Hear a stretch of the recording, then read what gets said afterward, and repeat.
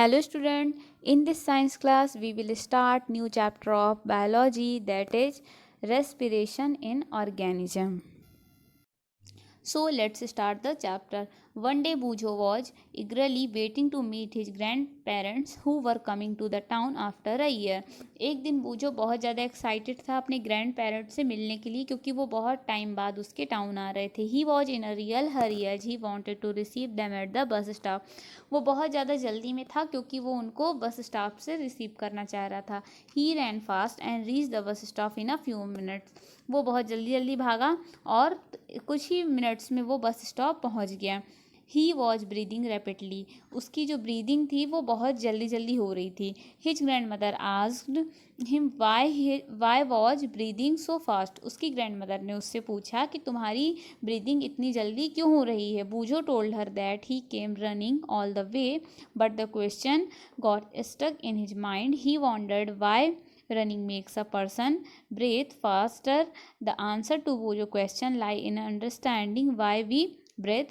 Breathing is a part of respiration. Let us learn about respiration. तो उसने अपनी grand mother को answer दिया कि वो जल्दी जल्दी भाग रहा था इसलिए उसकी ब्रीदिंग रेट बहुत ज़्यादा हाई है. बट उसके माइंड में क्वेश्चन घूम रहा था, वो जानना चाह रहा था कि ऐसा क्यों हुआ, क्या प्रोसेस होती है. तो वो हम लोग यहाँ पे जानेंगे. Why do we respire. In chapter 2, you learned that all organisms are made of small microscopic unit called cell. Chapter second में हम लोगों ने पढ़ा है कि सभी ऑर्गेनिज्म जो कि बहुत स्मॉल माइक्रोस्कोपिक यूनिट से मिलके बने होते हैं जिसको हम लोग सेल कहते हैं. A cell is the smallest structural and functional unit of an organism. जो सेल होता है वो किसी भी ऑर्गेनिज्म का स्ट्रक्चरल एंड फंक्शनल यूनिट होती है, सबसे छोटी यूनिट होती है. Each cell of an organism performs certain functions such as nutrition, transport, excretion and reproduction. देखिए सभी सेल जो होती हैं वो ऑर्गेनिज्म में बहुत सारे फंक्शंस को परफॉर्म करती हैं, जैसे न्यूट्रिशंस हो गया, ट्रांसपोर्ट हो गया, एक्सक्रीशन हो गया, रिप्रोडक्शन हो गया. To perform these functions the cell need energy. और ये सभी फंक्शंस को परफॉर्म करने के लिए सेल्स को एनर्जी चाहिए होती है. Even when we are eating, sleeping और रीडिंग वी रिक्वायर एनर्जी. यहाँ तक कि जब हम लोग खाना खाते हैं, सोते हैं, पढ़ते हैं, तब भी हमें एनर्जी की ज़रूरत होती है. ऐसे लगता है ना कई बार कि हम जब लोग दौड़ भाग का काम करते हैं तभी हमें एनर्जी की ज़रूरत होती है, बट ऐसा नहीं होता. हम लोग जब सोते हैं, है ना, पढ़ाई करते हैं, खाना खाते हैं, तब भी एनर्जी की रिक्वायरमेंट होती है. But where does this energy come from. लेकिन ये एनर्जी कहाँ से आती है.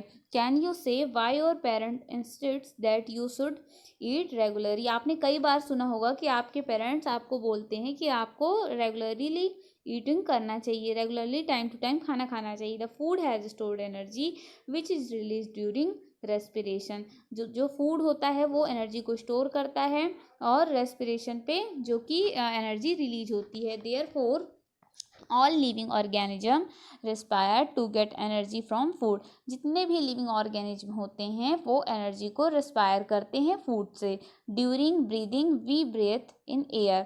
ब्रीदिंग के दौरान क्या होता है, हम लोग एयर से ब्रेथ करते हैं. You know that air contain oxygen. We breathe out air which is rich in carbon dioxide. The air we breathe in is transported to all part of the body and ultimately to each cell. देखिए क्या होता है, हम लोग breathing के लिए क्या करते हैं, एयर से ब्रेथ लेते हैं, है ना. और जब हम लोग क्या करते हैं, जिसमें एयर में क्या होता है, ऑक्सीजन कंटेन होती है.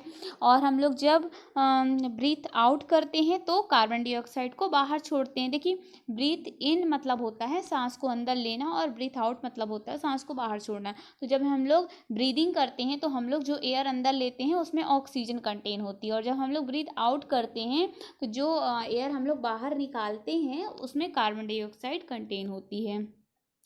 फिर क्या होता है, जब जैसे हम लोगों ने ब्रेथ इन किया मतलब सांस को अंदर लिया, तो जो ऑक्सीजन है वो हमारे बॉडी के अदर पार्ट में ट्रांसपोर्ट हो जाती है और अल्टीमेटली ईच सेल तक पहुंच जाती है. In the cell oxygen in the air help in the breakdown of food. The process of breakdown of food in the cell with the release of energy is called cellular respiration. देखिए जो energy हमारे अंदर पहुंच जाती है cell तक, तो ये क्या करती है, हमारे जो हम लोग जो भी फूड लेते हैं, ठीक है, तो इसको ब्रेक करने के लिए, ब्रेक डाउन करने के लिए ऑक्सीजन की रिक्वायरमेंट होती है। तो ये जो ऑक्सीजन है फूड को ब्रेक डाउन करने पे हेल्प करती है। और इस प्रोसेस को, जो कि सेल में फूड का ब्रेक डाउन होता है, इस प्रोसेस से क्या होती है, एनर्जी निकलती है, और इस प्रोसेस को हम लोग सेलुलर रेस्पिरेशन कहते हैं। ये कि बहुत इम्पॉर्टेंट है सेलुलर रेस्पिरेशन, ठीक है, ये बहुत ज़्यादा इम्पॉर्टेंट है, पूछा जाता है। Cellular respiration takes place in the cell of all organism. जो सेलुलर रेस्पिरेशन है वो सभी ऑल ऑर्गेनिज्म की सेल के लिए ज़रूरी होते हैं।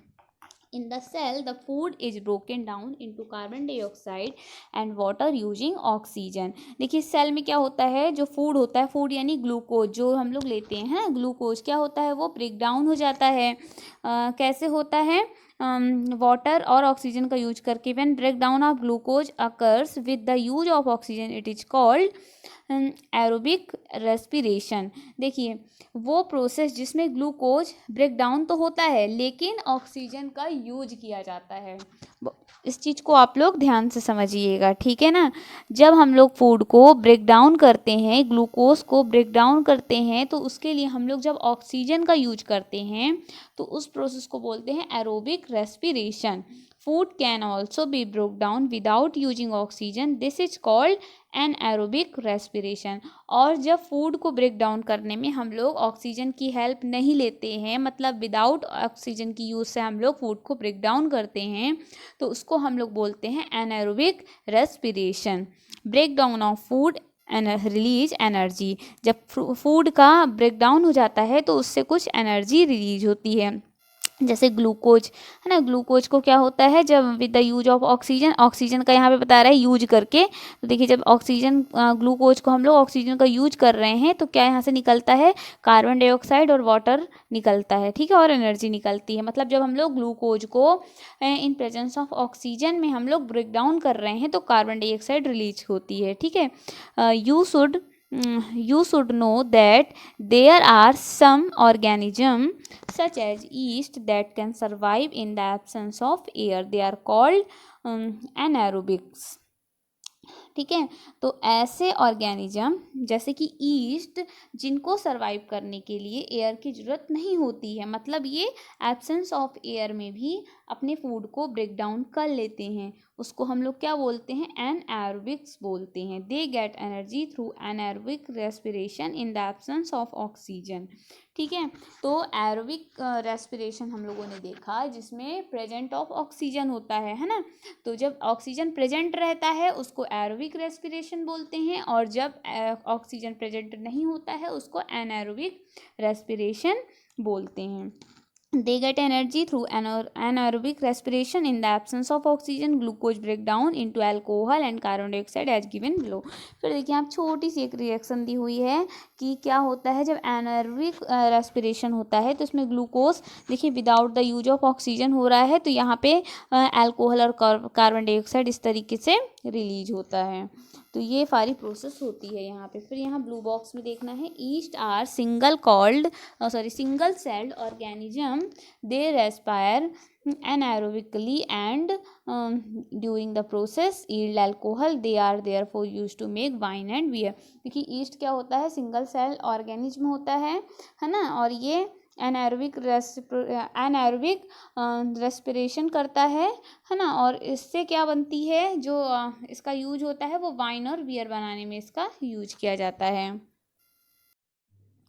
Our muscle cell can also respire anaerobically but only for a short time. देखिए कभी कभी हमारी मसल सेल भी जो होती है वो एनाएरोबिक रेस्पिरेशन को यूज करती है, लेकिन बहुत ही कम समय के लिए। When there is a temporary deficiency of oxygen, जब हमें टेम्पररी रूप से ऑक्सीजन की कमी होती है तब ये ऐसा करती है। During heavy exercise, fast running, cycling, walking for many hours और हैवी वेट लिफ्टिंग, जब देखिए हमें बहुत ज़्यादा हम लोग एक्सरसाइज हैवी कर लेते हैं, है ना, रनिंग करते हैं, साइकिलिंग करते हैं, वॉकिंग करते हैं, फिर वेट लिफ्टिंग वगैरह करते हैं, तो उस टाइम पे क्या होता है, हमारी बॉडी को एनर्जी की बहुत ज़्यादा ज़रूरत होती है, एक्स्ट्रा एनर्जी लेने की ज़रूरत होती है। The demand for energy is high but the supply of oxygen to produce the energy is limited.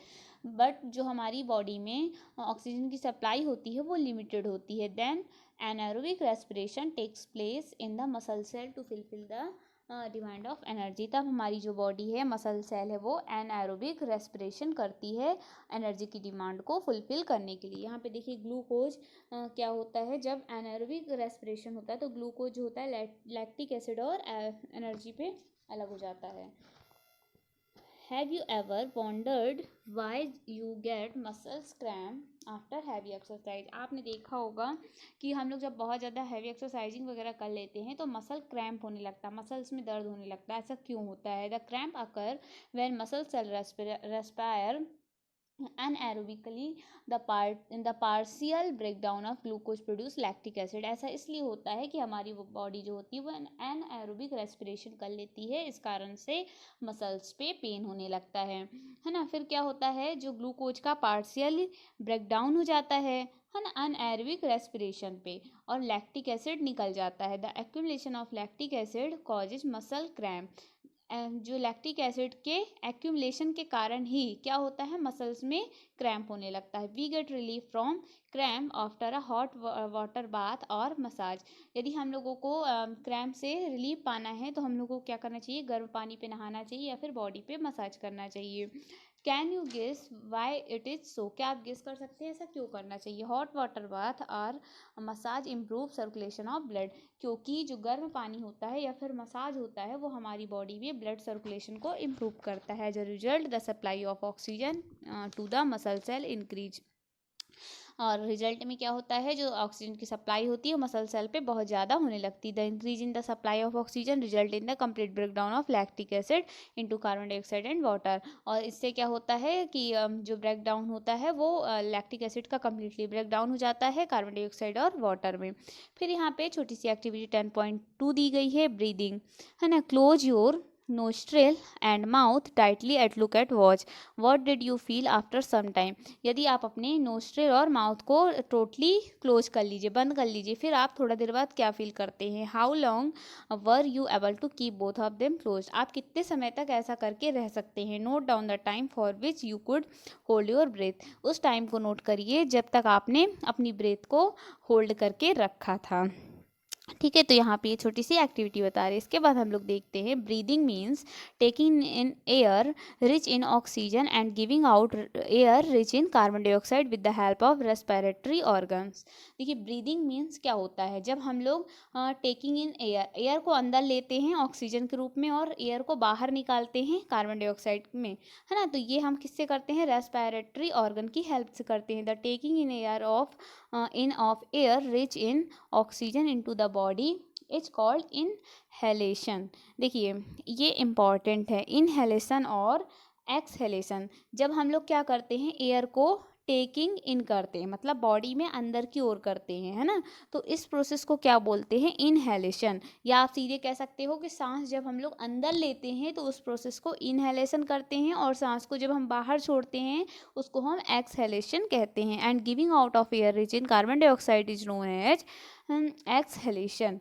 तो यदि वही चीज़ बता रहे हैं, यदि हम लोग कार्बन डाइऑक्साइड के तौर पे एयर को बाहर छोड़ते हैं तो उस प्रोसेस को हम लोग एक्सहेलेशन बोलते हैं। It is a continuous process which goes on all the time and through out the life on an organism, है ना। ये एक कॉन्टिन्यूअस प्रोसेस है जो सभी ऑर्गेनिज्म पे कंटिन्यूअसली चलती रहती है। The number of time a person breathes in a minute is termed as the breathing rate। देखिए किसी भी पर्सन की एक मिनट में कितनी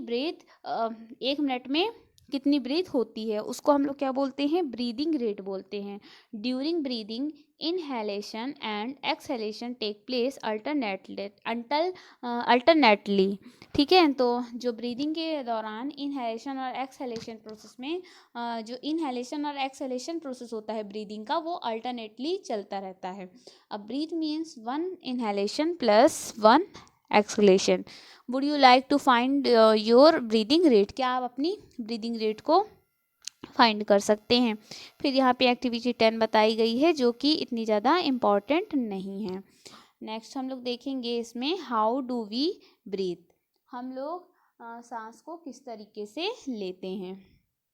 Let us learn about the mechanism of breathing. Normally we take in air through our nostril. When we inhale air, it passes through our nostril into the nasal cavity.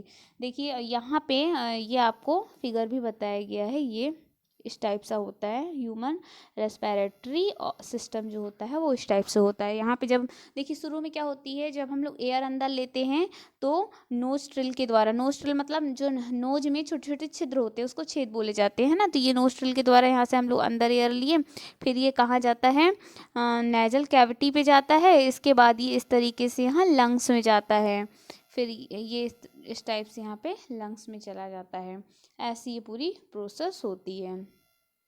फिर हम लोग यहाँ पे देखेंगे, अब इसको कंप्लीट करेंगे पहले। ये है, देखिए क्या होता है जब हम लोग अपनी नोस्ट्रिल से एयर अंदर की ओर लेते हैं और ये एयर क्या होता है, नेजल कैविटी के थ्रू लंग्स में पहुंच जाती है। From the nasal cavity the air reach our lungs through the wind pipe.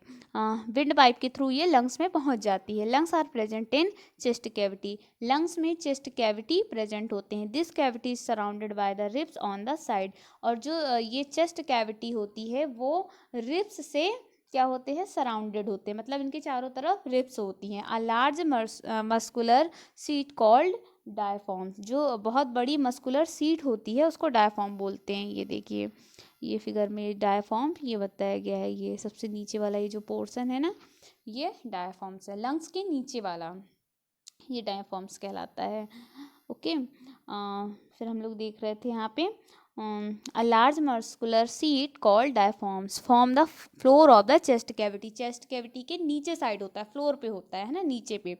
Figure 10.4 breathing involve the movement of the diaphragm and the rib cage. During inhalation ribs move up and outward and diaphragms move down. देखिए inhalation process के through क्या होता है, inhalation process में जो हमारा ribs है वो ऊपर और बाहर की ओर मूव करती है, ठीक है, और जो डायफॉर्म है वो नीचे की ओर मूव करता है।